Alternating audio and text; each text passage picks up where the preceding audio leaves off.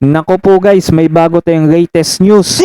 May isang colonel, lieutenant colonel ng AFP nag-withdraw ng support kay PBBM, tinanggal sa pwesto. So eto trending ngayon, putok na putok, no?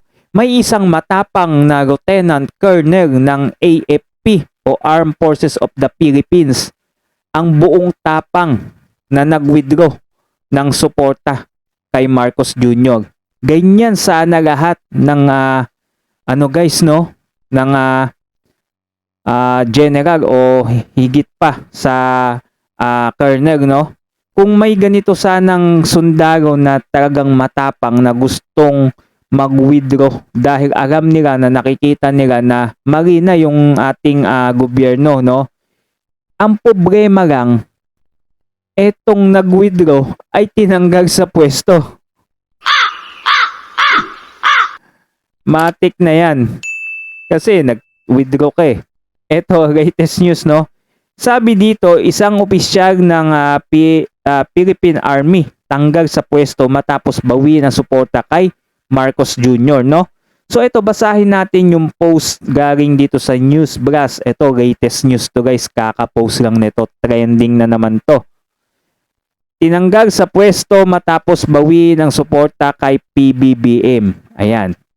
Tinanggal sa pwesto ng Philippine Army o PA, ayan si Colonel Odi Mungao bilang commander ng Training Support Group matapos ang umano'y pagbawi ng suporta kay Pangulong Ferdinand Marcos Jr.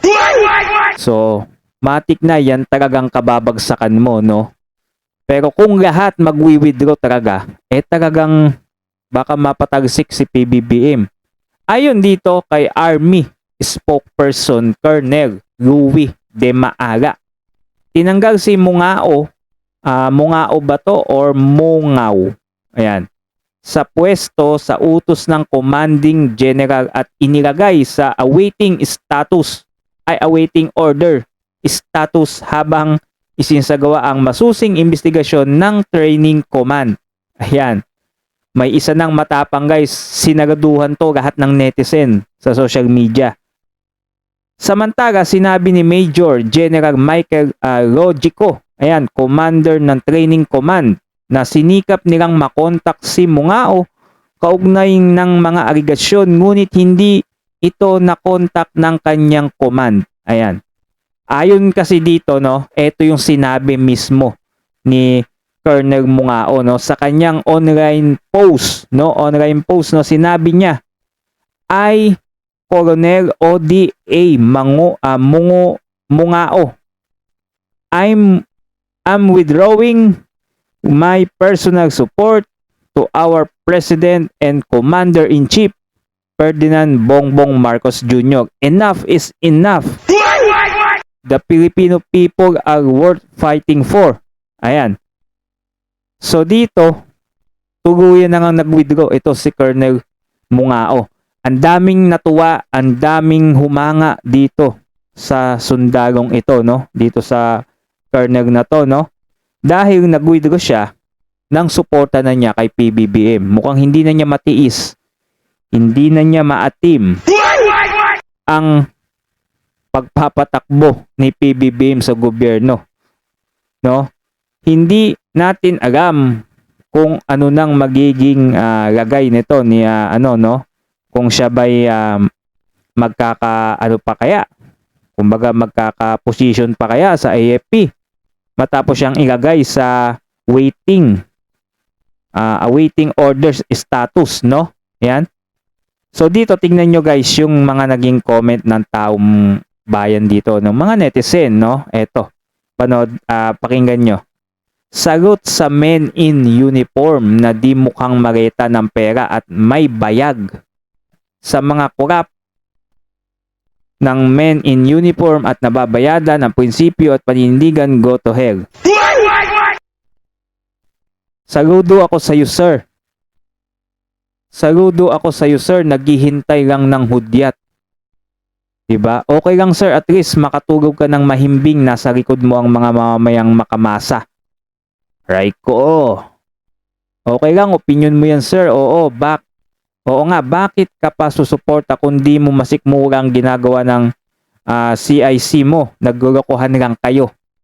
Diba? Halos sagot ang lahat ng netizen dito. Dahil sa ginawa ng pag-withdraw nito ni Colonel Mungao, ay talagang nagkaroon ng isang matapang na sundalo ng AFP na kayang panindigan yung kanyang prinsipyo na hindi magpapagamit, hindi magpapauto o magpapaaso, no? At hindi nagpapabayad. Snappy sagot, Sir Colonel, dinaig mo pa yung mga kupal na general. Yan ang dapat, no? Yun ang tunay na ipaglaban ng totoong katotohanan para sa taong bayan, hindi pansariling interes lamang. Tunay kang bayani sa bayan, sir. Sagot, eto lang sundalo, hindi tumatanggap ng suhol. Bigoy nyo guys. Yung iba takot na takot mag-withdraw. O yung iba dahil binayadan, di ba? No, paano pa kaya kung may mga sumunod pa dyan kay Colonel? Mag-isa-isa na silang sumunod. Nako. Baka mapaaga na talaga mapatalsik si PBBM sa kanyang kinauupuan, di ba? Yan, no, trending to ngayon guys, no?